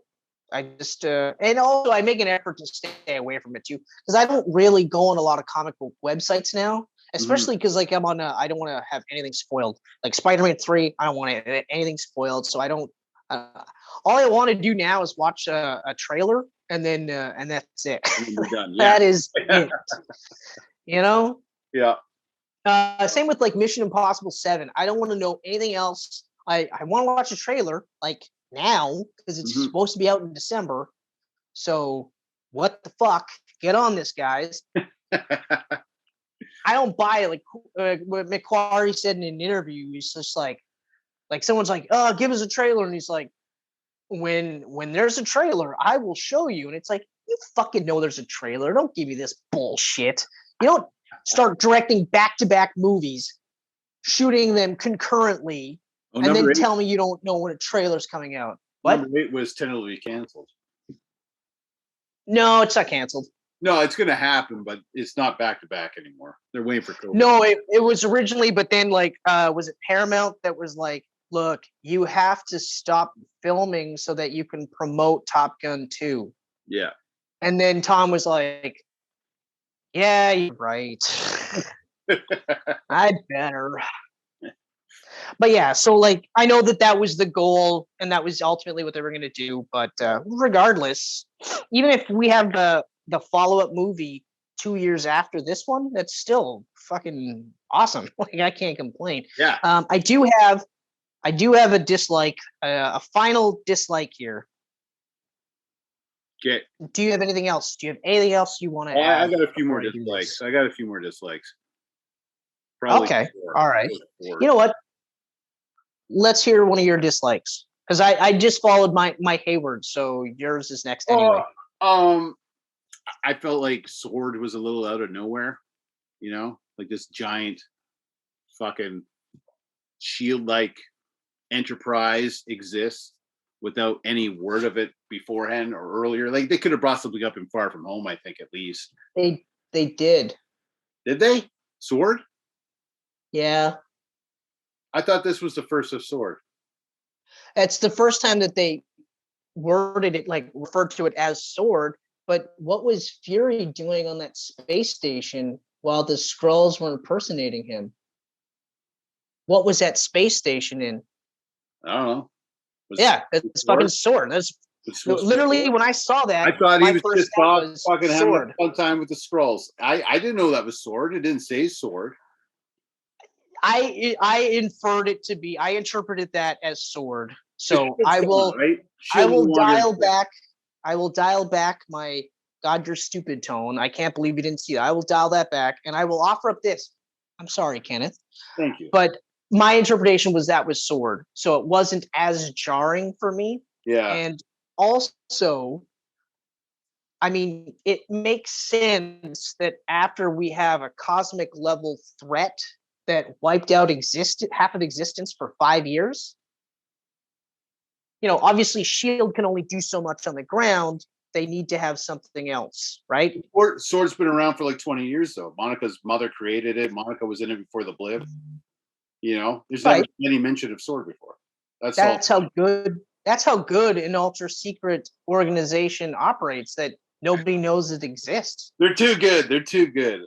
All right. I mean, the devil's greatest trick was making man think he didn't exist. I mean, it's just like, what? But again, that kind of ties part with one of the overarching problems that was created by Captain Marvel, okay? Because Captain Marvel was set in the 90s, right? So they wrote her character out by saying that she was off in space, right? Yeah. But just her mere existence wasn't mentioned until after Captain Marvel 2, or after Captain Marvel, because then they were like, oh yeah, my eye was this was because of this alien thing. Yeah. And Captain Marvel, we go way back. You're right. So it's because of Captain Marvel being set in the 90s that sort of created that. Right. Right. It's also kind of the problem that was created when they had like Wonder Woman disappears for like 100 years, then shows up in and they that they realized that they fucked up, because then they're like, she's a hero and then goes in a self-imposed exile for 100 years. That seems crazy that she would do that. Let's set the next movie in the 80s to show that she wasn't in exile. She was just doing it in a secret way that was blatantly obvious. Right. So like they kind of they wrote themselves into a whole a corner with that one. So it's kind of like what are you going to do, right? Yeah, exactly. I guess the only thing I can say is if you're dealing with space primarily, right? Yeah. Like, because even in Captain Marvel, if I remember correctly, there was already a fully functioning division of the government that was involved with space exploration. Yep. And they actually had a space station. You didn't hear about it at all until that movie, right? So it's like, I get where you're coming from. Believe me, I get where you're coming from, but it's kind of like, and I mean, like, this isn't a huge negative. It's just something where I was just like, I got you. It just kind of made you go like, it should have kind of wiggled its way in, like S.H.I.E.L.D. did. Like S.H.I.E.L.D. kind of wiggled its way in, Coulsoned it way in. Yeah. I still love when it was like, what is it, Strategic Homeland, and then it was just like, we're working on a shorter name. And then at the end, it's just abbreviate it. They go, at the end, it's like, we're S.H.I.E.L.D. We're S.H.I.E.L.D. The whole time it's spelled S.H.I.E.L.D. How convenient. So yeah, I get where you're coming from. So all right, so mine, this was tough. This was tough, but my my final dislike is the final episode. While epic in scope and in the battle scenes, and like we talked about and mentioned plenty of times throughout this entire Camcast, was visually amazing. Yeah. And heartfelt and touching and bittersweet and all of those things. It was incredibly predictable, almost disappointingly predictable. Now, granted, once you realized that it wasn't just Vision, but it was like the kids were a manifestation, but also Vision, you knew that in order for this to end, you absolutely had to say goodbye to Vision as we knew him and the kids too. Yeah. So that was just part of the story. You knew that was predictable. But the other part, but then of course, on top of that, you have the inclusion of White Vision. Mm-hmm. Second I saw White Vision and I got over the initial like, holy fuck, he looks so awesome. You know, then it was like, he is going to get Vision's memories somehow in way, shape, or form. So we're going to get OG's brain in New G's body. And that's how we're going to get Vision moving forward. Granted, it's all of his memories without any of the human's emotions. So there is a bit of that difference. But like I said before, that story now will be, how does New G Vision become at least close to, if not exactly the same as he was. Right. So again, like I said, I was like, oh man, this is awesome. And then once that hype died down, I was like, okay, I can kind of see where that's happening. Right. Okay. But even the part where Wanda's fighting Agnes and or Agatha, and I literally called it, where she's like stealing Wanda's powers. I'm like, she is gonna full on like incredible, like Hulk style, like, oh, you want my power? You want my anger, like my rage? Yeah. Here, take it all, and gives her everything. And I was like, still visually cool, but really, really predictable. Like the second I saw her starting to lose herself because of the power drain, I was like, here we go. And so I was like, okay. And I mean, it wouldn't have been so bad, honestly. It wasn't like this entire episode was just like, okay, and this is going to happen. And you're like literally going, and this is going to happen. This is going to happen. This is going to happen. Luckily, the episode and everything leading up to this was so well done that, I mean, in the grand scheme of things, I only have like 2 real dislikes, right? Yeah. So a second dislike is just a couple of like things altogether. So it's not a make or break for me. It was just like, but I will say this though, I don't know. I couldn't think of how to do it differently. Mm-hmm. You know what I mean? Like, no, I couldn't say they did all these things, but I would have done it this way, or I would have done it that way. Because even though these were all predictable in that sense, like I said, it was still really awesome to see. Yeah. Really cool. You know, and like I said too, they didn't kill Agatha, which was really cool. They left her in Westview, which is really cool, but it's still that to me. So that's about it. That was unpredictable. Her living, I was so on the fence. Yeah, I thought for sure she was going to die. Outside of Loki, how many of the villains have actually lived? Red Skull, I guess. Well, actually, it would be the ones that are alive. We don't see them now. Yeah. Justin Hammer, as far as we know, is still in jail. Yep. You know, Pierce, I believe, is dead now. He would have to be dead now, yeah. I believe he's dead now, but for all intents and purposes, because we don't know for sure, he's in jail. Yeah. You know, Arnim Zola is probably still a computer program somewhere on maybe a little floppy disk or a really big floppy disk. That was another rumor I read, was that he was going to be the bad guy because of his connections to TV. I wouldn't have liked that one. because I actually kind of liked it. His connections to computers, I thought, was actually a really cool twist on his character. Yeah. You know, and plus the way they made him look similar to the Arnim Zola that we're familiar with. I thought that was really cool. But yeah, like I think that's it. Like for the bad guys, I think most of them are dead. They're all dead. They're all dead. Oh, I forgot to mention I totally forgot to mention one of my favorite likes is the actual full-on story for the creation of the Scarlet Witch. Mm-hmm. How like she was foretold to be like the one witch of all witches. Yeah. And it ends up so like Agatha's looking for her, and then when she finally finds her, it's Wanda. And like we said at the beginning of the Camcast, Wanda was always a witch. She always had these powers. The Mind Stone just made them like opened up all the possibilities. Exactly. So the stuff that she would have learned through practice, she had access to right away. Yeah. You know, and the Scarlet Witch, like the actual end costume for Scarlet Witch, fucking amazing. Looked amazing. She looked amazing.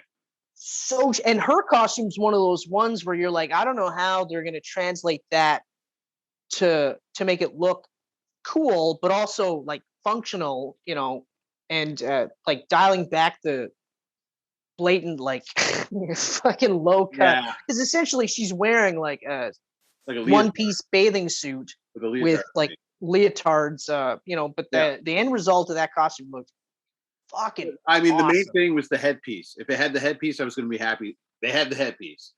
But at first, when they teased that the headpiece was going to be CGI, I was like, I don't like that one, because I really didn't like CGI Green Lantern. Yeah. And but then when they did the full-on headpiece, I was like, oh my god! And she never took it off. So good. She kept it on. She kept it on. It wasn't like Thor with the helmet for 20 seconds and then he took it off and then that's it. You never see the helmet again. Helmet's gone. But the other part too, and this kind of ties in, I loved the ending. The stinger? Where it shows her just like in the cabin in quiet, like solitude. Coffee, walking around. And then it's astral plane Scarlet Witch just going fucking through the dark reading. Hole. And that's and I forgot about the Darkhold.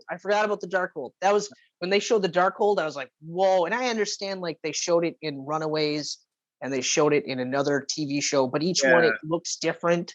Yeah. So it's arguable that those TV shows don't tie into this, which is fine, whatever. Yeah. But the fact that they called it the Darkhold and it looked incredible, I was like, whoa! Like we're opening up an avenue for Marvel that is really untapped, which I think is actually really exciting. And I do hope that they kind of lean into some more horror aspects with this, because the Darkhold itself deals with fucking scary supernatural heroes and villains. I mean, it's tied completely to the Midnight Suns. Like you got Blade coming from Morbius coming from. Like I don't see. Sorry. Yeah, well, but I don't see Morbius being tied to this for obvious reasons. No, because he's off doing the Sony thing, Right, but I mean, you've got Ghost Rider, you've got Lilith, you've got when I say Ghost Rider, you got Mephisto, you got Blackheart, you've got like a whole Blackout. Good check. Did I say Blackout? I thought I said anyway. You got a whole check this out. Blackheart. It's Blackheart. Oh, I did say Blackheart. You've got a whole cadre. Of supernatural villains. Yeah. You know, like it's this could be good. Now, I'm not saying they have to be full on horror, but I do feel like they need to lean into more of the horror aspects. And also Blade should be an adult character, and he should also be tied into this sort of corner of the MCU. And you can have Doctor Strange kind of in between both worlds, so he can still do superhero stuff, but also at the same time get into that stuff. So, Oof, that stinger was really, really cool. That stinger was awesome. The first stinger bored the hell out of me. What was the first stinger again? I can't. Monica goes into the theater and the woman talker becomes a Skrull. Oh yeah, that was. I was like, okay. I mean, that's like, kind of Skrull, whatever. Skrulls, but like, I don't know why Skrulls really bore me. You know, I've never liked them in the comics, and I'm already kind of bored of them in MCU. I don't know. Like, I guess for me that stinger was like, for me it was pointless because I was like, well, I mean, obviously she's gonna hook up with the Skrulls because the Skrulls are good in the MCU and they're obviously a part of Sword, and she's no longer going to be grounded. You know, she's going to be the captain of Sword. Yeah. You know, maybe she doesn't get her own like code name. She might just be Captain Monica. Mm-hmm. You know, but we'll see. We'll see what happens. But that's the thing. I am actually really excited to see where this goes. Knowing that she'll be in Captain Marvel 2, I'm happy for that. Miss Marvel being in Captain Marvel 2 is also cool. That one I knew, but I forgot. Yeah. Oh, I got to touch on that last stinger again one more time because it showed you how much more powerful she was than Doctor Strange. Because Doctor Strange, when he went to astral plane, he became conscious on this earth. She was able to fully function and still be in astral plane. That's right. That is true. Like, she's immensely powerful. Oh yeah. And like, I do like. I kind of get a kick because, of course, there are a group of people that are just like, well, remember when they said Captain Marvel was the strongest? You know, and you're like, well, yeah, because at that point in time, she was. Yeah. She was considered to be the strongest person, period. But nobody blinked. But then, because the other part, too, is that we're like, even I'll admit, like, we're dealing with the MCU Wanda, so I was like, well, she's not going to be like she is in the comic books. She hasn't even shown that she's capable of doing anything remotely close to the scale that she's able to in the comic books. Mm-hmm. But now we know why. Yeah. Now we know exactly why. And also, like, you could have all this untapped potential, but if you don't know that, then how are you supposed to access that, right? Exactly. Agatha goes, hold on a second. You have untapped potential, and kind of wakes it up. And then it's just like, oh, you're right. I do have untapped potential. And now I know how to get better at it because I have this book that you gave me. Or, I mean, I took from you. But regardless, I have it. So, yeah, naturally, you're like, holy fuck. And you're right. I never even clued into that. She's astral planing and sipping on coffee. Like, yeah, like Strange was out to the world. And I don't think even in the comic books, he's gotten to the level where he can astral project and still be fully functioning. I could be wrong because I haven't read a shit ton of Doctor Strange books. I mean, I don't know, but holy shit. My excitement for like the next Doctor Strange shot through the roof after this. Yeah, if you would have said if you'd have told me that when Doctor Strange 2 came out, that it was going to be like a pivotal tentpole type MCU movie, I would have been like, yeah, okay, all right, but let's just see it, right? Like, I'll see a trailer and I'll go from there. But they're still using the MCU phase template to create excitement. But yeah, like now I'm like, okay, so I have to temper myself because Doctor Strange 2, my expectations might be so high that it's like, oh man, if they don't have a million different cameos in this, then everyone will be unhappy. But yeah, so now Strange 2 is up on the radar more so than it ever was prior.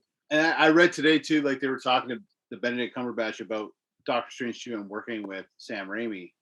And he said, Sam Raimi is hands down the most collaborative director, kindest, smartest director he's had on any project ever. And I'm just like, I mean, I'm stoked, man. And fucking Bruce Campbell's teasing a cameo in it too. I don't know what it is. Oh man. If Bruce Campbell is not in a Sam Raimi movie, yeah, he has to be dead. Like, and And I've never met Bruce Campbell, but I feel like Bruce is the kind of guy who's probably going to be like, "Hey Sam, how many more movies are you going to make? Like in the next, I don't know, like the rest of your life?" And if he says anything like any number, he'll go, "We should probably start throwing some dialogue out here, so that way you can piece together something and CGI the shit out of me, so I'm in every single one of your movies." I'm just saying. I feel, or at the very least, Bruce will, like on his deathbed, go, "Sam, you can use my likeness in anything you want."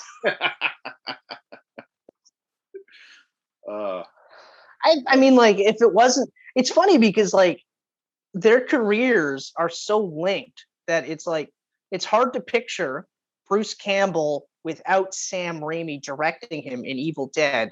Mm-hmm. But it's also like I couldn't picture Evil Dead without Sam Raimi directing it and Bruce Campbell as the de facto lead. Yeah. You know? Yeah, exactly. It's perfect.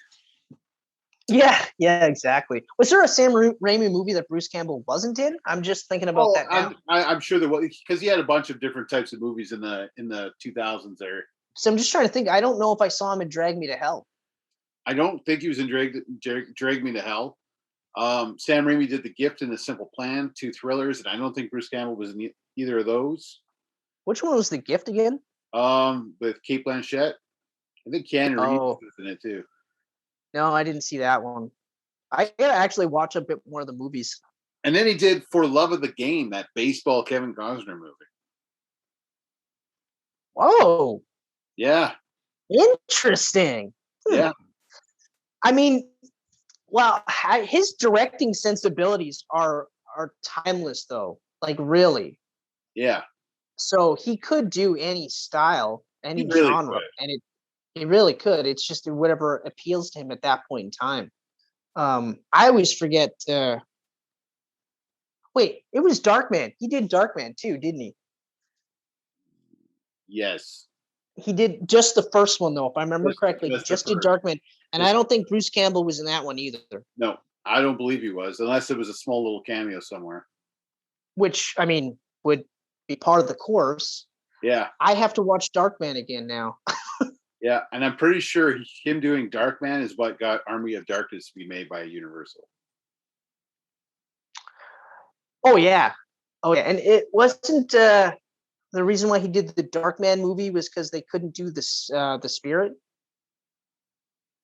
I don't know what the story was behind that. Or was it the Shadow? I can't recall. Shadow came out only like 2 or 3 years after Darkman.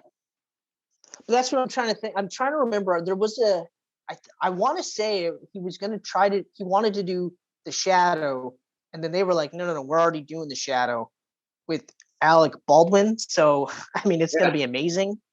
For some reason, I feel like that's the case. I will confirm, and I will get back to you on that one. I'll either get back to you or I will update our comment section with that info. We'll see what happens, whatever I feel like. But anyway, so I got one more. I was about to do the outro. I know I got one more little one, and this is just a personal thing for me. Okay. Okay. Because all right. Awesome fine. Get your little thing out there. Get your little thing. As awesome as it was to see Evan Peters, that fake out pissed me off. I'm sorry. And calling him Boner was ridiculous too. I wasn't expecting the mutants and I wasn't expecting the X-Men, but Evan Peters is so damn good as that character in the X-Men movies. And he had like the best scenes out of like the last 3 X-Men movies that I honestly feel it's such a waste to call him Boner and just write him off as some nobody, Joe Blow in Westview. You know what? Like I have to agree, especially because like when the initial how am I going to say it? When he was first reintroduced within the confines of the TV style of the show, it was like, oh, they recast him. Oh, that's genius because they recast characters in TV shows all the time. Mm-hmm. And they even do that little thing like, oh, you look a little bit different. And it's just like, oh, this is so really, really cool. And of course, the entire internet was abuzz with the ramifications and what that means for Quicksilver or Pietro, depending on what they call him now. Yeah. And then how this could possibly lead into the X-Men. Oh, sorry, the mutants. I meant to say the mutants. I didn't mean to say X-Men. And not the X-Men. The mutants. But anyway, I'm not going to get too bogged down with that one because we don't know for sure that that's how they're going to do it. That's just rumor and hearsay right now. So yeah, it opened up all these possibilities, and then yes, it is a letdown. And I think I just didn't want to mention it because it's not on my list, but it's a huge letdown. All of a sudden, there wasn't that, and it was just another little like Agatha fuck around, which did add to the character and the stakes and stuff. But you're right, it does sort of kind of go, oh, why does that have to be the final note? Yeah, like when they cut the necklace off him. Oh, you're just an actor and Boner. His name's and that too. I was just like, oh, what a Joss Whedon joke to throw in this great written episode. Yeah, I mean, I don't know. It was just I had to do something, right, to lighten. I would have preferred it just being him being another piece of Wanda's mind. Yeah, but at the same time, I mean, she's saying goodbye to her husband and her 2 kids. You want to add her brother again? No, but at the same time, she never got to say goodbye to him either. So maybe that would have gave some kind of. Yeah, I get. No, I understand what you're saying, and I will say I agree. I agree with you that your method of just having him be another aspect of her fractured psyche would have been better than, hey everybody, it's Pietro, and then it's like, well, it's not really. Yeah. It's, you know, like, because I believe you even said that, right? Guy. Didn't you even say to like, oh, Kevin Feige, he wouldn't bring him back just to make him a nobody? Weren't we discussing this? I think so. When he first popped up. No, I don't know. I don't know if I might have said that. We might have had this. I don't remember having that discussion with you. It's possible. I'm not ruling it out. Yeah, I don't know. I just it you know what it feels like? You know what it feels like? It feels like the Mandarin again. The Mandarin, actually, that one. It's Trevor. That one didn't. That one did not bother me as much as it bothered everyone else. I got a kick out of it at first. Like, I thought it was kind of funny that it was what is it, Trevor Slattery, and he was some actor, just scuzzy actor dude. I think it's also partly because it was Ben Kingsley, right? Yeah. So it's like, I mean, if anyone's going to be able to nail this like gripping pseudo ethnic terrorist that really is just a bullshit story, and this is some Cockney actor, it'd be Ben Kingsley. But after the fact, though, it's one of those like, yeah, but you had him. Like, he looked awesome. He was ethnic in his appearance, but he wasn't like a Chinese caricature or stereotypical Chinese bad guy, which is very much what the Mandarin was. Yeah. But I even like the little things where like he almost had a floating accent throughout. So you might sound like an American in one of those videos, but he might have a little bit of a accent in another, but like, and then to lead into nothing. Yeah. So yeah, I get where that is actually a really good comparison. That is a really good comparison. Because then they had to like, it was so poorly received that didn't they do one of those like little shorts that hinted that the Mandarin was really out there? Yeah. That even though, what's his face? Kilgrave, is it? No, that's not his name. Fuck. Guy Pearce's guy. He calls himself. He actually says he's the Mandarin. Yeah. But then he gets killed, and then they do that sort of like little short to say, no, he wasn't the Mandarin. And now the Mandarin's really out there. Yeah, now the Mandarin's in Shang-Chi. So yeah. Yeah. But even that was kind of like it was kind of cool, but I liked the idea of the 10 Rings being like a terrorist organization that they hinted at in the first Iron Man. Yeah. You know? Yeah. I actually thought that was kind of cool. Mm-hmm. Oh, hold on. Let's see if we can do it. Let's just hold on, Titan. Sit. We got some head. There he is. Good boy. Is that Kenneth? What's up, dude? Oh, he wants to smell the actual tripod. All right, buddy. Well, you know that you're YouTube famous for 162 people that see us occasionally. Yeah, you're such a big sweetheart. Yeah. Okay. All right.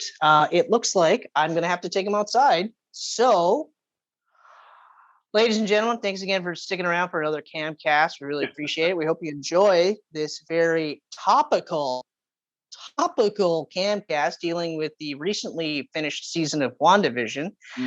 We really appreciate everything you guys do for the support. As always, you can see us on Facebook. You can see us on Twitter. You can see us on Instagram. You can see us on YouTube, naturally. You can hear us on SoundCloud. You can hear us on Google Podcasts and Apple Podcasts. And, if you want to check out some articles and stuff that we like to write every once in a while, check us out at geekpantsmedia.com. I don't think I'm missing anything. And even if I am, I don't care, because I'm Chris Mersey. That's Kenneth Levitsky. And we are out.